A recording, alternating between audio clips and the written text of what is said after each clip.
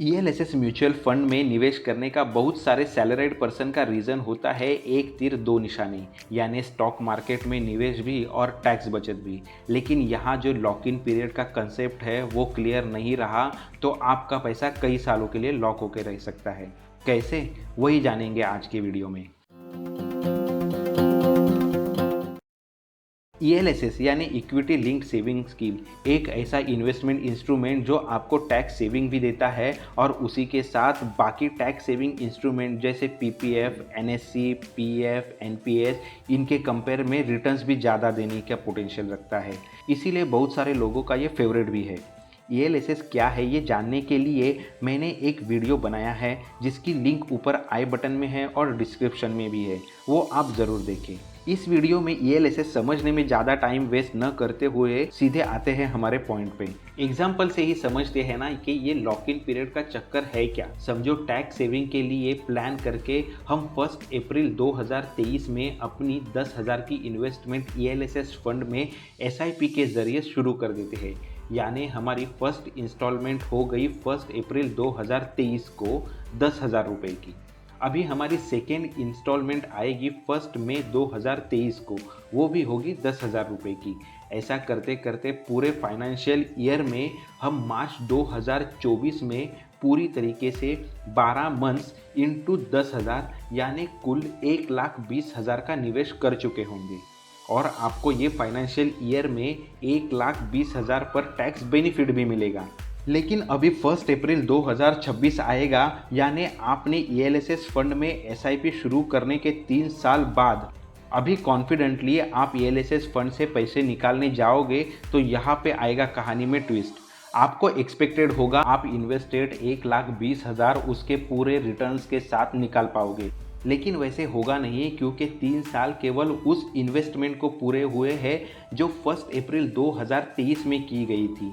तो आप सिर्फ निकाल पाओगे first instalment of your complete investment. फिर उसके ऊपर के इंटरेस्ट का क्या, तो आगे जाके उसकी भी बात हम करेंगे।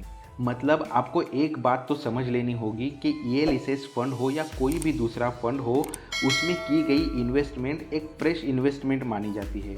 तो ऐसे 1 अप्रैल 2026 से आपके इन्वेस्टेड 10,000 रुपये को 3 साल पूरे होते रहेंगे और आप तभी हर महीने इन्वेस्टेड अमाउंट उनके ऊपर के रिटर्न और इंटरेस्ट के साथ निकाल पाओगे।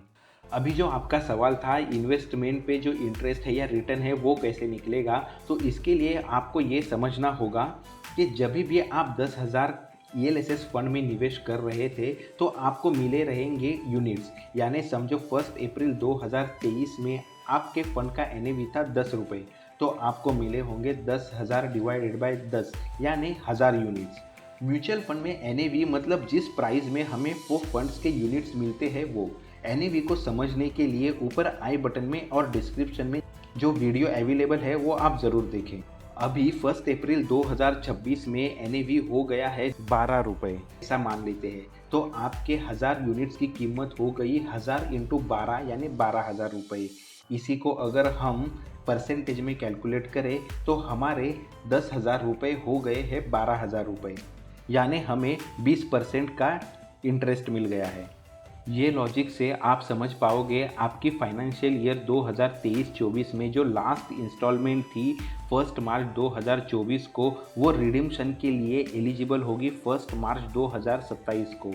इसी का मतलब हमने इन्वेस्टमेंट शुरू की थी 1 अप्रैल 2023 को और सभी पैसा रिटर्न के साथ हमें मिल रहा है 4 साल बाद।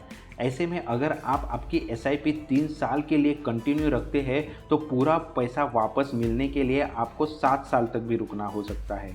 अभी समझो एसआईपी न करते हुए हमने लमसम में ही 1,20,000 1 अप्रैल 2023 को ईएलएसएस फंड में निवेश किए होते, तो वो एक फ्रेश इन्वेस्टमेंट मान के 3 साल बाद यानी 1 अप्रैल 2026 को ही हमें पूरा इन्वेस्टमेंट उसके रिटर्न के साथ वापस मिल सकता था। दोस्तों, ये वीडियो से एसआईपी और लमसम में ईएलएसएस फंड में निवेश करके कब और कितने रिटर्न्स मिलेंगे, उसका लॉक इन पीरियड का कंसेप्ट क्या होगा, ये तो आपको क्लियर हुआ रहेगा। NPS, PF, PPF, NSC, bank FD ये भी लॉक इन वाले इन्वेस्टमेंट इंस्ट्रूमेंट है, लेकिन इन सभी में कम लॉक इन पीरियड के साथ ज़्यादा रिटर्न देने का पोटेंशियल कोई रखता है तो वो केवल ईएलएसएस फंड ही है। तो अपने पोर्टफोलियो में टैक्स और रिटर्न दोनों के लिए ईएलएसएस फंड का हम ज़रूर विचार कर सकते हैं।